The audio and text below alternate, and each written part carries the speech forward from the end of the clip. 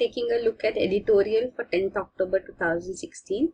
The first editorial in the Hindu newspaper, The Ground Beneath Our Feet. This is regarding the accusations or problems which the Singapore Prime Minister put forth when he was on a visit to India, which Singapore companies face here. So majorly he spoke about land acquisitions and government and bureaucratic red tapeism.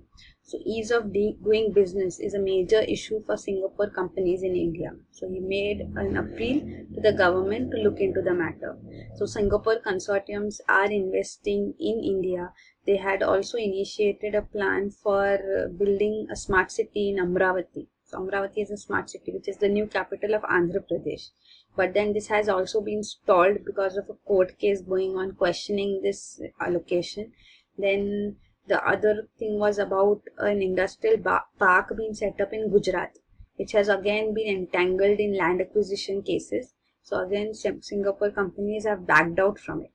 So that's what he speaks of. The present government also says that we are welcome, Singapore companies are welcome to invest in India, provided that they can do the land acquisition on their own. So the editorial says this makes investing in India virtually impossible.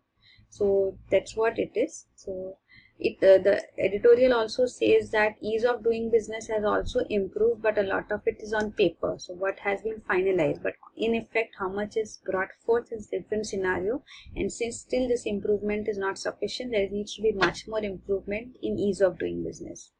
The editorial also says that land acquisition at one point of time was high on the government agenda. It had also initiated 3 ordinances which were promulgated so that land acquisition can be facilitated. But of course, it's a politically sensitive issue because land acquisition also has to be accompanied with compensation, and there is much resistance in this matter. So now the government has been a little lenient on this part, and foreign companies are suffering. POSCO has left India. The power plant, the steel plant which it was planning to set up in Orissa, the South Korean company POSCO, now is no longer going ahead. Then even a nuclear power plant proposed in Gujarat has been, is in rough weather because of again a land acquisition issue. So these things we have already seen, and the same things have been spoken of by the Singapore PM too. So things need to go forward in this. That's what it says. So it concludes with that thing. If the idea to bury the land reform was to secure farmers' vote. The next editorial in the Hindu, leading the divided nations. This is regarding the election of Antonio Guterres for the post of Secretary General. So the United Nations Security Council, which comprises of 15 members, including the 5 permanent members, have voted about this, and 13 out of 15 of them have approved his candidature, including all the 5 veto-wielding nations.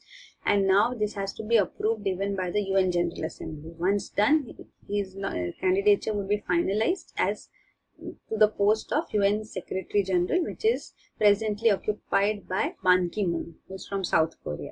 Antonio Guterres is the former Portugal Prime Minister. He has been a foremost supporter of even the refugees, and international refugee crisis is a major issue in front of the United Nations right now. So he is close to becoming the Secretary General now. Another problem which the new Secretary General would face is how he brings together the Western powers and Russia and China. So how the drift between them can be minimized is another thing. Also, another idea which he is a foremost proponent of is having more women members in even the top echelons of United Nations. Though this was a goal of United Nations set 20 years ago. But even today, the situation is abysmal. Very few women are there in the top posts in UN. Even the editorial says that the nomination of Antonio Guterres is also a disappointment in the sense that at least 7 women were there as contenders for United Nations Secretary General's post, but none of them came close to even winning and close to where Antonio Guterres is right now. So that is how it is. This is about the new Secretary General now. Then we look at the question bank. The question bank for 10th October 2016. We have picked up 2 questions, framed 2 questions based on the articles in the editorial and perspective pages. The first question on economy is, Indian banks' pile of bad loans is a huge drag on the economy and banks' profits, especially with the public sector banks. How can the NPA issue be resolved? Can the creation of bad bank that would house the bad loans in the PSB system tackle the NPA problem effectively? Discuss the merits and challenges in implementing this idea in the Indian context. So this is about the NPA issue. NPA means non-performing assets. Non-performing assets basically means loans which the banks have given and they are not being serviced. Means the interest is not paid, the principal amount is not being paid back. So these have become non-performing assets. Loans are basically assets of the banks. That is how they earn. So now these are non-performing. So the pile of non-performing assets is much high with public sector banks. So how can this issue be resolved now? Because when NPAs are high, then you're not able to lend more money, and that affects the economic growth. And public sector banks have a major stake in Indian banking system, and if they suffer, then the Indian growth rate will also suffer. So how to bring them back on track and even the economy simultaneously back on track is a question. So the options for banks which the article discusses are, one, it says that it can try to seize the assets pledged by the borrowers and sell these, but it says that it will involve huge losses because the assets will be sold within that time frame and that would not give a good value for them. Second option which the banks have is that under the RBI's Strategic Debt Restructuring Scheme, SDR scheme, they can convert their loans into an equity. So then that equity will become a stake in the firm of the company which has taken the loan. So they can dislodge the promoters or management and bring in new promoters and management. So this is very popular method in Western countries in USA, but Indian banks cannot work much ahead in this because it is generally seen that they don't have the experience in running a business, and not prominent people or people are easily available who can handle this and are experienced in becoming getting the promoters and management and bringing the firm back on track. So there's a lacuna there. So that becomes a difficulty for banks. The third option, that banks can restructure the loans so that borrowers are able to service them. This is quite a practical method too. But then here also what the banks can do is they stretch the period of the payment or waive some part of the let go of some part of the loan. But then this creates a controversy. It results in investigation agencies coming into picture that banks are favoring some borrowers. So then it becomes a legal entangle, and that is why banks generally avoid this third option, and this results in again a decision paralysis.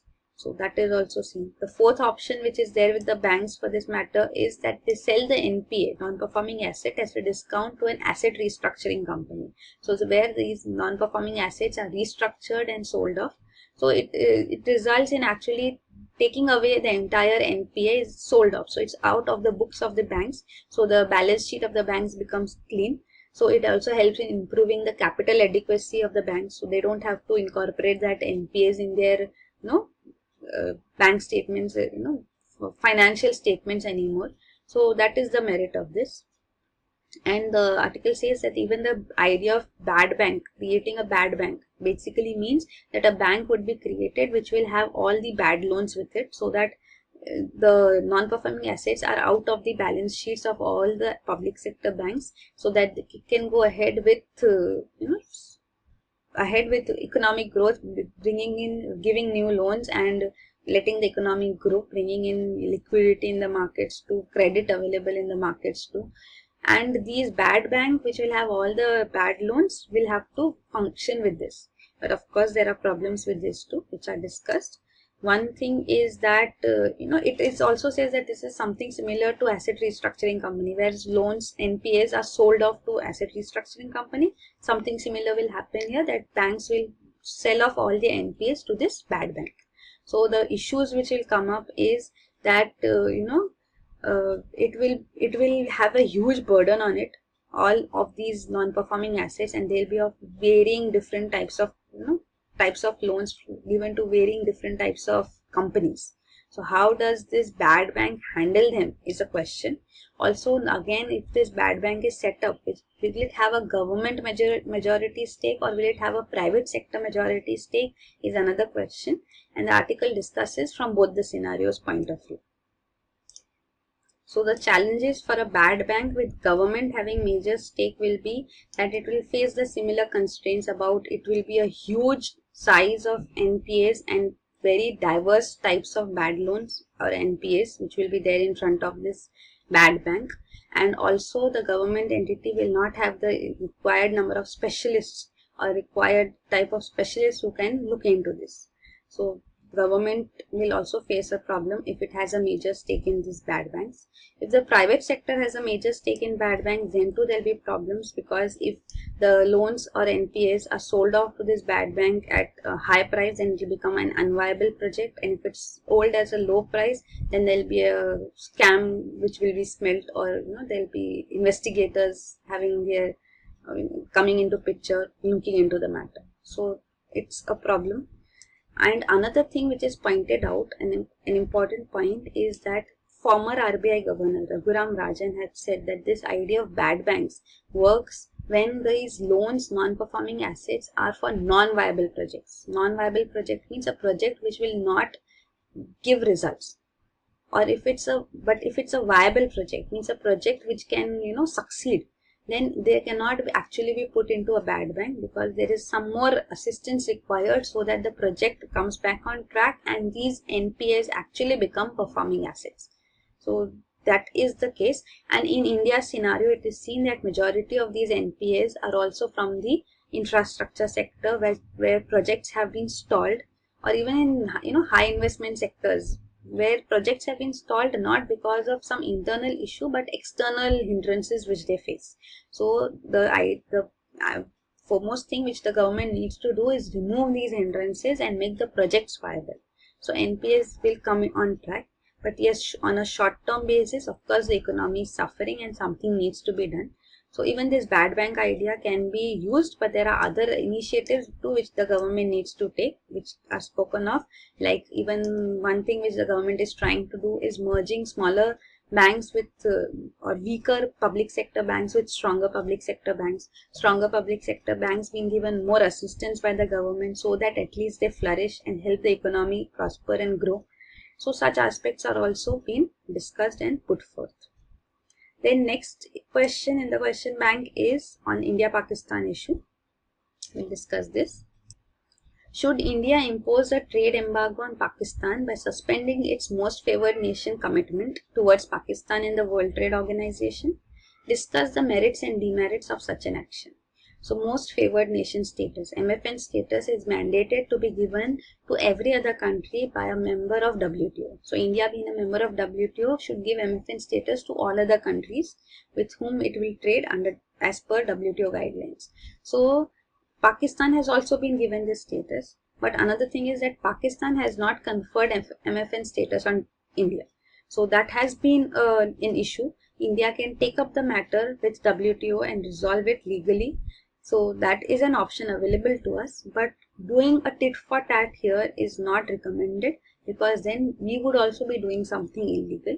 Of course, there are some provisions that in certain scenarios, to protect national security and interests, we can impose or retract this MFN status from a country. So whether this scenario of conflict between India and Pakistan right now falls into that category or not is a question, and it also speaks of how will it be justified, because it has to be proved. So that is a question. Also, if you look at the economic feasibility, then the trade between India and Pakistan is more so in favor of India. So India would suffer more than Pakistan, and even the imports which Pakistan does from us, if India does not provide them, then it will get from other countries. So economically also it is not very feasible and sensible. Legal hurdles may also come up in WTO, because under Article 21B it is allowed, but then it has to be justified too. And next point is that the trade between India and Pakistan needs to be encouraged, because with trade comes peace. There's a prominent saying that when goods don't cross the border, soldiers will. So free trade connects countries and is an incentive for peace. If there is trade interests involved, then peace will also prevail. That is it. So these are the two questions from today. Thank you.